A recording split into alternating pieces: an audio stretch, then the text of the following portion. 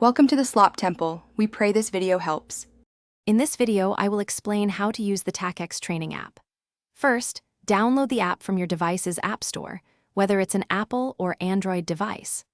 Once installed, create a new account or simply log in using your existing Garmin credentials.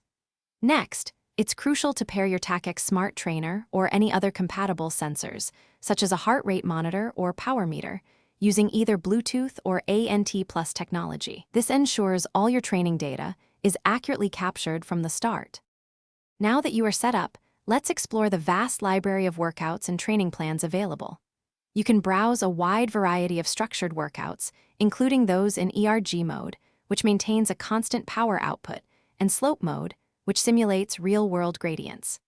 The app also offers comprehensive training plans tailored for different cycling goals, from improving endurance to boosting sprint power. Easily filter these sessions by duration, intensity, or type to find the perfect ride for your day. When you begin a workout, the Tacx Training app provides an incredibly immersive experience, simulating realistic road feel and gradient changes directly through your smart trainer. During your ride, you can monitor crucial metrics in real time, such as your power output, current speed, pedaling cadence, and heart rate, all displayed clearly on screen.